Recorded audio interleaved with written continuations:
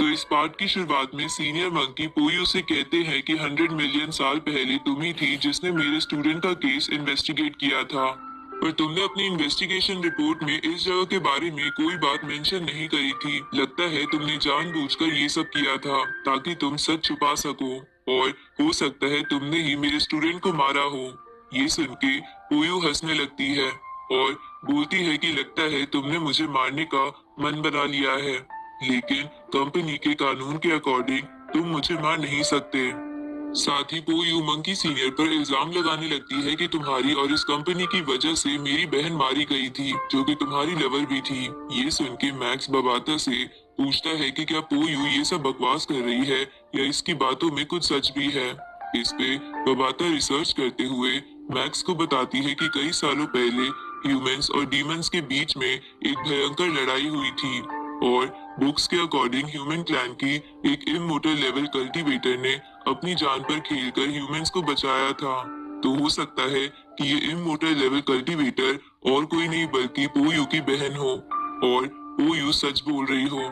इधर पोयू senior monkey से कहती है कि कंपनी ने मेरी बहन को ऑर्डर दिया था कि जब तक वॉर खत्म ना हो जाए तब तक वो लड़ती रहे, और कंपनी उसे जल्दी वापस बुला लेगी। लेकिन उसके मर जाने तक भी कंपनी ने उसे वापस नहीं बुलाया और ना ही उसकी मदद के लिए किसी को भेजा, और तुमने भी तब कुछ नहीं किया और मेरी बहन को मरने दिया। इसलिए मैं आज मेरी बहन का बदला तुमसे लेकर रहूंगी। अब पोयू गुस्से में सीनियर मंकी पर हमला करने लगती है, जिस प्रेशर से सारे इल्यूजन मॉन्स्टर अपनी अपनी केव से दूर भाग जाते हैं। साथ ही ये प्रेशर मैक्स और उसके दोस्त नहीं झेल पा रहे थे। उसी वक्त सीनियर मंकी स्पेस में क्रैक बना के पोयू को अपने डोमेन में ले जाते हैं, जिसके बाद वो पोयू से उस डोमेन में ही लड़ने लगते हैं। जिस फाइट का असर बाहर भी हो रहा था, जिसे महसूस करते हुए मैक्स बोलता है कि ये सीनियर मंकी का डोमेन पोयू के टाइम डोमेन से काफी ज्यादा ताकतवर है। इधर सीनियर मंकी पोयू को घुटने पर ले आए थे, जिसके बाद वो उससे कहते हैं कि तुमने न केवल मुझसे रिलेटेड लोगों को मारना चाहा, बल्कि तुमने कई जीनियस कल्टीवेटर्स को भी मार दिया जिनसे मेरा कोई लेना देना नहीं था। तुम मुझसे बदला लेने के चक्कर में काफी आगे निकल गई, और मुझे पता है तुम इंसेक्ट क्लैन की एक पपेट हो। इस पे पोयू बोलती है कि अगर मैं तुम्हें मार पाती तो मुझे इंसेक्ट क्लैन का सहारा ना लेना पड़ता और ना ही मैं उनकी पपेट बनती। अब उसी वक्त वहाँ पर मैक्स और उसके बाकी दोस्त आ जाते हैं, जिन्हें सीनियर मंकी कहते हैं कि मैं पोयू को यहाँ से ले जा रहा हूँ, इसलिए तुम्हारा डीमन माउंटेन का मिशन यही खत्म होता है और तुम सब यहाँ से चले जाओ। ये सुन के वो सभी एक एक कर डीमन माउंटेन से निकल जाते हैं, जिसके बाद सीनियर मंकी पोयू से कहते हैं कि तुम्हारी जिस बहन ने इंसेक्ट क्लैन से ह्यूमन को बचाने के लिए खुद का सेक्रीफाइस दिया था, अगर वो आज तुम्हारे कारनामे देख लेती तो वो तुम्हें कभी भी माफ ना करती। ये सुन के पोयू गुस्से में सीनियर मंकी से कहती है कि तुम मेरी बहन के कातिल हो, तुम्हारा कोई हक नहीं है मुझे जज करने का। इस पे सीनियर मंकी बोलते हैं कि तुमने इंसेक्ट क्लैन की मदद करी जीनियस कल्टीवेटर्स को मारने के लिए, और तुम्हारी बहन इसके सख्त खिलाफ थी। तुम्हारे हाथ तुम्हारे जूनियर्स के खून से रंगे हुए हैं, तुम्हें कोई हक नहीं है उसे अपनी बहन कहने का। इसके बाद सीनियर मंकी बोलते हैं कि जब तुम्हारी बहन उस इंसेक्ट क्लैन के लीडर से लड़ी थी, उसके बाद मैंने कई समय तक उस वॉर वाली जगह में उसकी बॉडी और बोन्स ढूंढने की कोशिश करी, लेकिन कई समय तक ढूंढने के बाद भी मुझे उसकी बॉडी तो नहीं मिली। पर मुझे हाल ही में एक ब्रेसलेट मिला है जिसमें उसने तुम्हारे लिए एक मैसेज रिकॉर्ड किया था। अब सीनियर मंकी वो ब्रेसलेट पोयू के सामने रख के मैसेज प्ले कर देता है, जिसमें पोयू की बहन उससे कहती है कि छोटी बहन, जब तक तुम इस मैसेज को सुनोगी तब तक एक वॉर छिड़ चुकी होगी इंसेक्ट क्लैन के बीच, जिसमें मुझे अनफॉर्चुनेटली इंसेक्ट क्लैन के लीडर की लोकेशन का पता चल गया है। इसलिए मुझे खुद को चारा बनाकर उसे हराने के लिए उसके पास जाना होगा, और यही एक लौता रास्ता है ह्यूमंस को बचाए रखने का और कईयों की जिंदगी बचाने का। इसलिए अगर मैं आज के बाद तुम्हें ना मिलूं तो मुझे माफ कर देना। अब अपनी बहन का ये मैसेज सुन के पोयू रोने लगती है। इस तरफ हम देखते हैं कि मैक्स और बाकी सब स्पेसशिप में बैठकर वापस जा रहे थे, जहां वापस जाते हुए बबाता मैक्स से कहती है कि पोयू के चमचों के पास काफी सारे टोकन्स थे, जिसकी वजह से हम उन्हें एक्सचेंज करके काफी पॉइंट्स कमा सकते हैं। जिसकी वजह से हमारी ये ट्रिप काफी अच्छी साबित हुई। इसके बाद बबाता मैक्स को टेंशन में देखकर उसके माइंड में झांकने लगती है, जहां मैक्स उसे बताता है कि मोल के पास एक इंसेक्ट लैंड का सिंबल था और ऐसा ही सिंबल उस क्यूब पर भी था जो हमने ब्लड लुओ प्लैनेट पर देखा था। तो इसका मतलब इंसेक्ट लैंड ने पहले ब्लड लुओ प्लैनेट को और फिर मोल के जरिए इंसानों को हराने का प्लान बना रखा था। और इसी पैटर्न के अकॉर्डिंग हम चलते रहे तो इंसेक्ट लैंड का अगला टारगेट जरूर जियानवू कॉस्मिक नेशन होगा। इसलिए मुझे जल्दी से ये बात कंपनी को बता देनी चाहिए। ये सुन के बबाता मैक्स से कहती है कि तुम्हारे पास इससे रिलेटेड कोई ठोस सबूत नहीं है, तुम बस अभी अंदाजा ही लगा रहे हो। अगर तुमने ये बात कंपनी में बता दी फिर भी कंपनी कोई इमीडिएट एक्शन नहीं लेगी। ये सुन के मैक्स निराश हो जाता है तो बबाता मैक्स को बताती है कि अगर तुम्हें खुद जियानवू कॉस्मिक नेशन को इन्वेस्टिगेट करना है तो तुम्हें वहां का इंस्पेक्टर इनवॉय बनना होगा। ये सुन के मैक्स पूछता है कि ये क्या चीज है।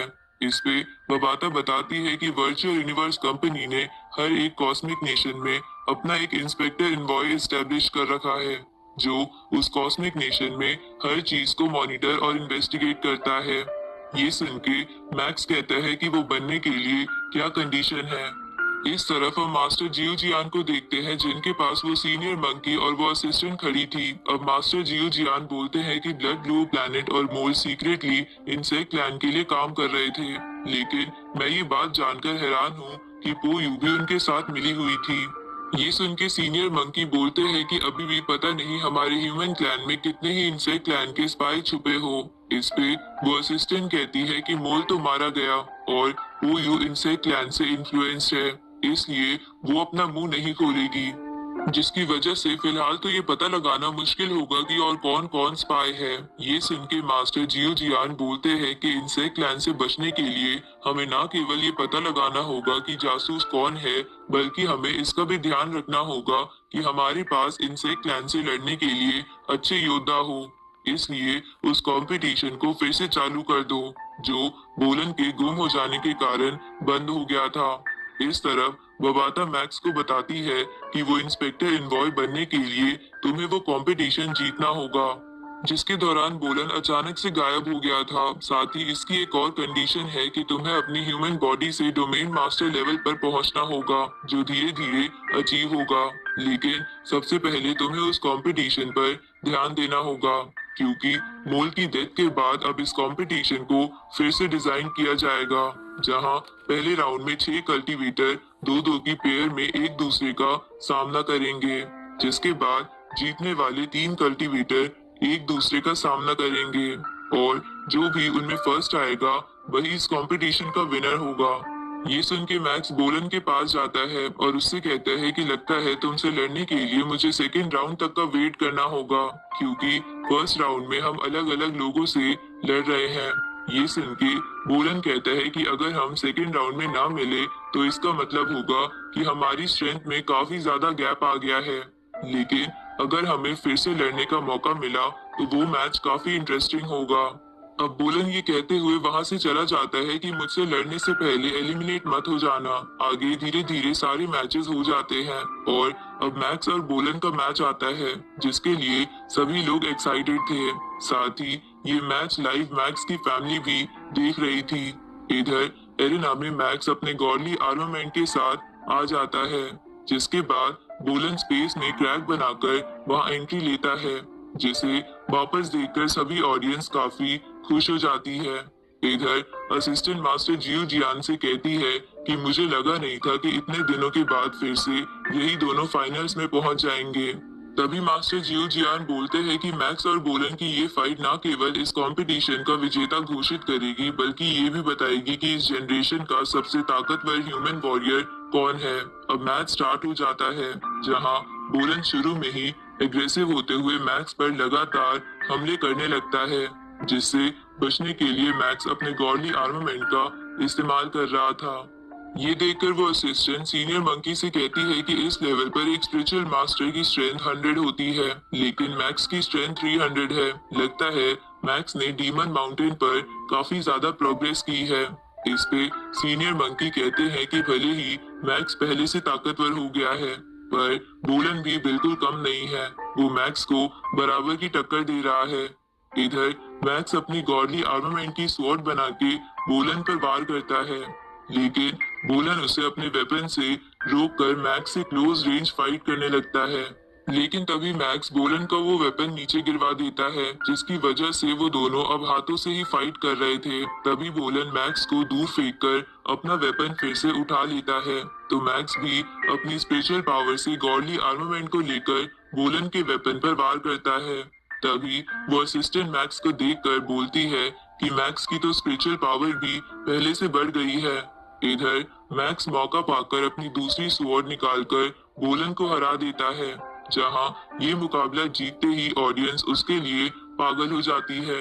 साथ ही लॉन्ग जन भी मैक्स को इतना ताकतवर देखकर काफी चैलेंजिंग महसूस कर रहा था। इधर मैक्स की फैमिली और सीनियर मंकी भी बहुत खुश थे। दूसरी तरफ लॉन्ग जन मैक्स के पास आकर उसे कॉन्ग्रेचुलेट करता है और उससे कहता है कि मैं फ्यूचर में फिर से तुम्हें हरा के रहूंगा।